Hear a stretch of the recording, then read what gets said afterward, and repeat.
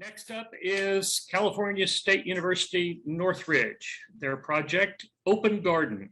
Download app, unlock gardens, reimagine equitable foodscapes.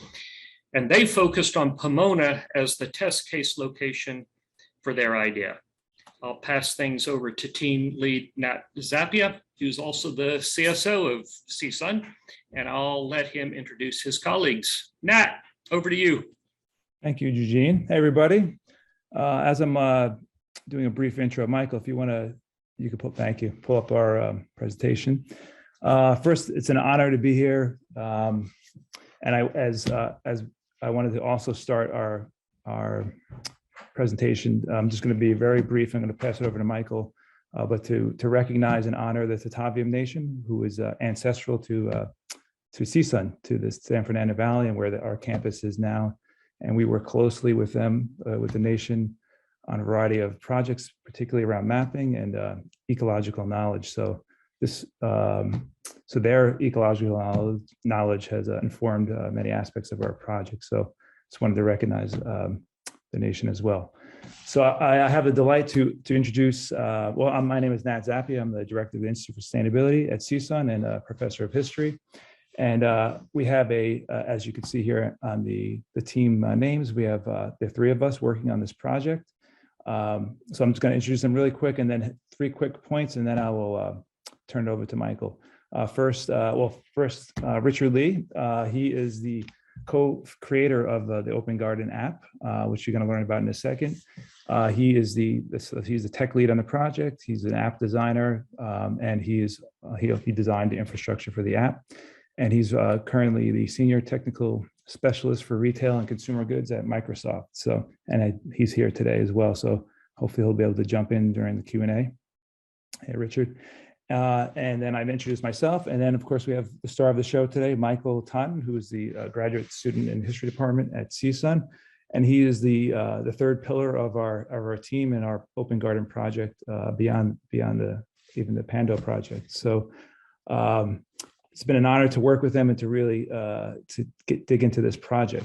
So 3 very quick points. First, we do know how to spell garden. I know garden is usually spelled with 1 A. We are using the garden that is an umlaut. So it's a double A. That's in Copenhagen in Denmark.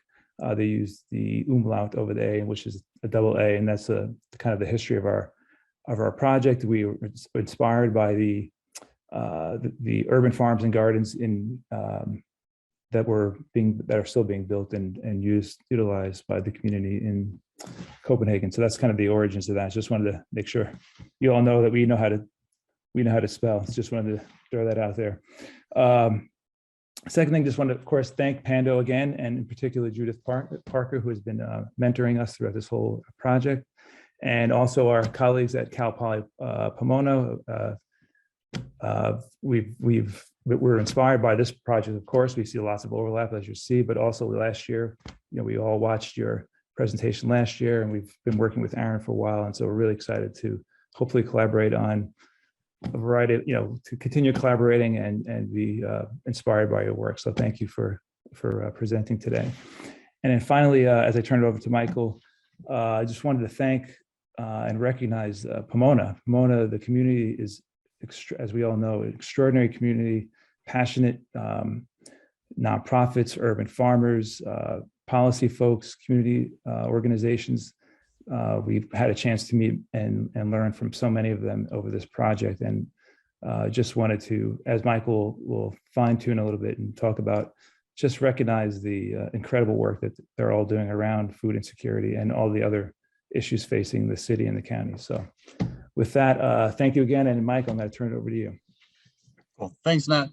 So I'm going to get right into Open Garden itself and just explain a little bit about it. So Open Garden is an app-based research project that is focused on connecting communities through user-sourced and geolocated data. So a fancy way to say that we're a giant map that tracks key components of LA's food systems. So the community gardens, the urban farms, food banks, vacant lots, all that, to spatially locate and understand the distribution of the resources within any given community.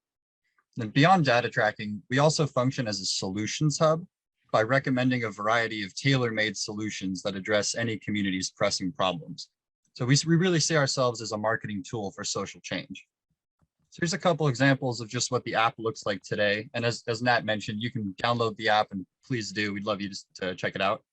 So this is an example of an urban farm, and then the home screen showing Pomona with a couple gardens listed, another vacant lot, and then just the about screen. So all this on the app. We also, Open Garden also engages in historical research centered around telling the story of community spaces with content designed for community engagement and enrichment. So pictured here is Pomona, downtown Pomona in 2020, 1957, and 1894. So for Pando Day's open call, we chose to utilize the mapping tools and networking capabilities of Open Garden to address this issue of food insecurity in Pomona. So Pomona is a city in LA County, about 30 miles east of downtown LA, with a population of about 151,000.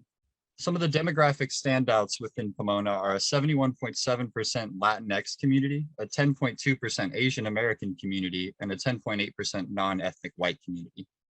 There's also an age gap. So in Pomona, 25% of people are under 25, while 10.6% are over 65. There's also a 17.9% poverty rate, which is 4.5% higher than the national average.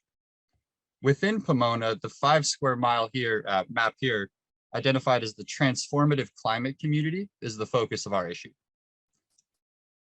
So as Nat mentioned earlier, part of Open Garden is the field work that we do. So over these last few months, we've really gotten to encounter the rich and vibrant culture of community that exists in Pomona. So on one of our visits, we even managed to get this photo with the infamous Chicano muralists David Botello and Wayne Healy, who were standing outside of their mural that they had just finished in downtown Pomona. And Wayne Healy is also a CSUN grad, so shout out CSUN. So, what is food insecurity? As you heard in the last presentation, it can really simply be defined as just not having access to enough food or healthy food to meet one's basic needs. So according to a 2020 USDA study within the US, 1 in 7 people are considered food insecure. The USDA also identified nearly 12 million children and 7 million seniors that are suffering from food insecurity. And this is not only a local, but a global issue, made really clear by the recent pandemic. So think the long lines you saw at food banks or the cargo delays that were hitting international shipping worldwide. And then beyond the stats, there's a real human cost to food insecurity, which I think the last presentation did an excellent job of pointing to. So the shame in the situation is that around the world, more than enough food is produced to feed the global population, but as many as 811 million people still go hungry. So the issue is in the last mile of the food supply chain, as food is wasted or allowed to go bad due to various political, social, or economic factors. Think like regulations of food or food stigma. And so this picture shows the result of cargo shipments of food when they arrive behind schedule. So to address food insecurity in Pomona, Open Garden recommended a couple of solutions that were considered due to our data relationships and Pomona specific circumstances. So repurposing of vacant lots for food production was considered due to the identified surplus of vacant lots in Pomona, and Open Garden can help to make recommendations for the most feasible vacant lots for repurposing based on proximity to transportation, food banks, size of the plot, etc. We have a lot of data that we can show. Participation with Pomona Unified School District was considered due to the existing model of Lopez Urban Farm in Pomona, as well as some recently passed legislation that creates funding for this type of model. And lastly, adopting an existing app based on food rescue came out of our research of how other California municipalities were addressing this issue. So food rescue apps have been highly successful in other California areas like Napa County and Long Beach. And we were able to meet with the CEO and the CFO of a couple of these entities to gather these logistics. So any of these solutions are viable in Pomona, and there are plenty more that are not listed here that we have on our larger deck, so please go look. But the logistics behind such projects are listed on this slide, so I'll just take a moment here. So this is just a quick example of one of the vacant lots we noted. So Phillips Mansion is historically preserved property on a sizable lot that, like much of Pomona, was previously used as a site of agriculture. The mansion once had a thriving garden space for residents, which provided the space for community building and food access. Working with the Historical Society of Pomona, if a portion of land could be partitioned for agriculture, this marriage of historical storytelling, community space building, and food access could be extremely beneficial for Pomona residents. Addressing food insecurity in Pomona is just one rendering of Open Garden's data collections and networking capabilities, which can be adapted to any specific community and expanded with more funding. Our goal is to compare our data to that of existing entities to identify geographic relationships between housing, equitable community development, biodiversity, cultural and economic diversity. And lastly, we'd just like to thank Pando Populous for this unique and really important opportunity to bring focus to the important issue of food insecurity and to allow us the space to showcase our app's capabilities and potential. We again want to thank the amazing community of Pomona and the people that we've met with to discuss this issue and who are currently working hard in Pomona to solve and address these issues. So we really hope that any of our potential solutions can come to life in Pomona, and we would love to share all of our resources and notes to bring it into fruition. So thank you. Thank you, Michael, Nat, Richard, fantastically interesting. Luis Navarro is on this call right now. Luis is with Langen Engineering, and he's a member of the CSO task force, a member of the advisory council of the task force. And Luis is also, I know, keenly interested at the intersection of entrepreneurial ideas and sustainability. And so Luis, I'm sure lots has been going through your mind when you've seen this presentation. Over to you. Absolutely. No, thank you very much, Eugene. And let me just start off giving kudos to the team. I mean, first off, it is an exceptional idea, and it's applicable. You can actually, it's not theoretical. It's really something that you can be developed and at the forefront. And when I was reviewing the content, I thought that it was all still kind of conceptual. But then, during your presentation, it was great. I got on my phone and I went and downloaded the app, and look at it. Right. It's there. It's live. It's functioning. It's fantastic. And for those on the call, look at how interactive it is. You have different backgrounds. You can see all these this data. You can see farms. It shows wonderful pictures. It connects you. I mean, that's making me hungry right now for some great food. So kudos to you that just to see it actually really come to life. At the beginning of the presentation, Luis, by the way, you could zoom out around the world, just to let you know. Yeah. Oh, nice. Excellent. Yeah, I was checking out by my house, and there's information there as well. So let me absolutely congratulate you for doing something that's pragmatic and actually applicable. At the beginning of the presentation, you talked about being kind of solutions, a solution center, and kudos as well for using CalEnviroScreen. I do a lot of work on sustainability, environmental and contaminated sites, and I find that to be a tremendously useful tool. And for you to have resource or research that is important. In the way of a solution, I see a lot of sourcing, identifying the farm locations.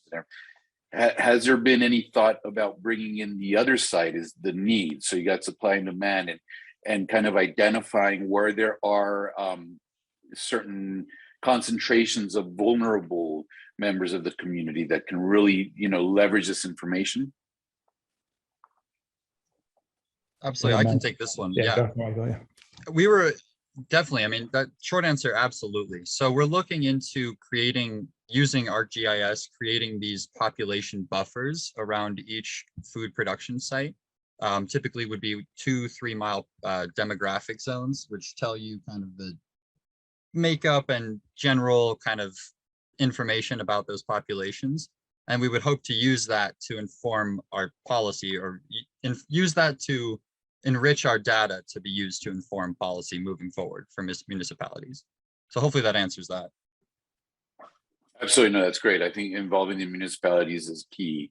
One other thought, just to kind of see if you guys have thought through it, but you concentrate also on food waste, which is critical, and it really touches a lot of us very closely when you know how much food is wasted. And then I think about composting and the reuse of some of that material. So a concept out there is to look at potentially corporate partners who are providing, they're doing sustainability reporting, they're talking about ESG, they're looking at cradle to cradle, what they're doing to recycle their waste products instead of having it go off into landfills and whatnot.